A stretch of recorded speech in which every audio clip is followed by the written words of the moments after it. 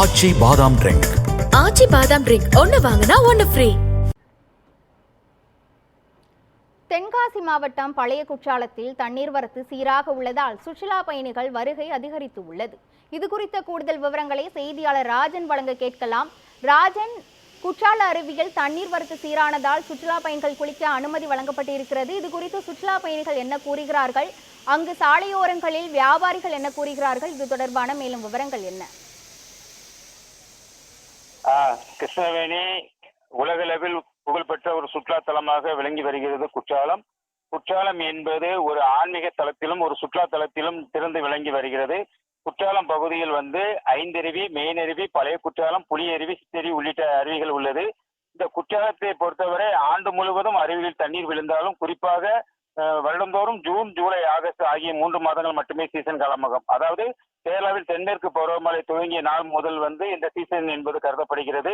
மேலும் மேற்கு தொடர்ச்சி மலைப்பகுதியில் நாம் அறியப்படாத பல்வேறு மூலிகைகள் நிறைந்த பகுதி என்பதால் அந்த மூலிகைகள் பட்டு வரக்கூடிய தண்ணீர் என்பதால் இந்த வெளி நாடுகள் மற்றும் வெளி ஊர்கள், வெளி மாவட்டங்களில் இருந்து அதிகப்படியான சுற்றுலா பயணிகள் இந்த குற்றாலம் நோக்கி படையெடுத்து வருகின்றனர்.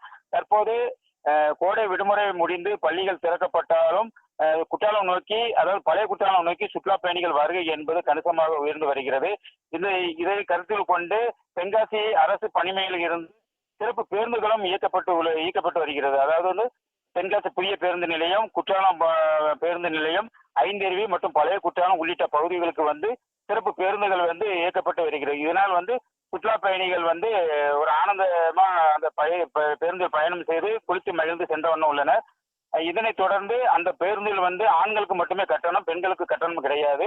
மேலும் அந்த பழைய குற்றாலம் பகுதி ஒரு அடர்ந்த வனப்பகுதியில் தற்போது வனத்துறை கட்டுப்பாட்டில் அந்த பழைய குற்றாலம் இருப்பதால் சுமார் 1 கிலோமீட்டர் தொலைவுக்கு அந்த அடர்ந்த வனப்பகுதி வழியாக அந்த அருவிக்கு செல்ல வேண்டும் என்பதால் கார் பார்க்கிங் வசதி கீழே அமைக்கப்பட்டுள்ளது. இதனால் வரக்கூடிய சுற்றுலா பயணிகள் அந்த பேருந்துகள் மற்றும் ஆட்டோக்கள் நடைபாதையாக சென்று அந்த அருவிக்கு சென்று குளித்து வருகின்றனர்.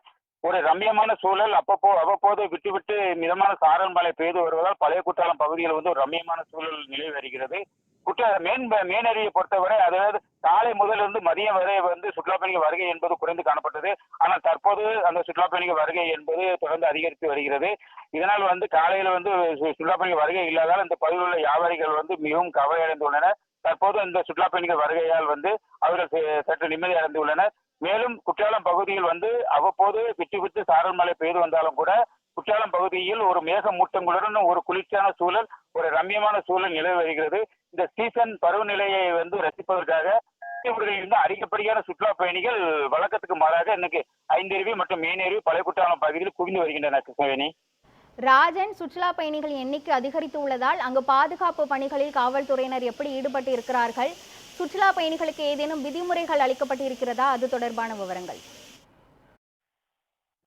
கிருஷ்ணவேணி, பழைய குற்றாலம் பகுதியில் பழைய குற்றாலம் என்பது வனத்துறை கட்டுப்பாட்டில் இயங்கி வருவதால் அங்கு பிளாஸ்டிக் பொருட்கள், மது பாட்டில்கள் உள்ளிட்ட பிஸ்கட் பாக்கெட் உள்ளிட்ட பாலித்தீன் கவர்கள் கொண்டு போவதற்கு முற்றிலுமாக தடை செய்யப்பட்டு உள்ளது. மேலும் அந்த பகுதியில் ஒரு செக் போஸ்ட் அமைத்து வனத்துறை ஊழியர்கள் முழுமையாக இங்கு இருந்து போகக்கூடிய சுற்றுலா பயணிகள் அனைவருமே முழுமையாக பரிசோதனை செய்த பிறகு அவர்கள் அருவிக்கு அனுப்பி வைக்க வருகின்றனர்.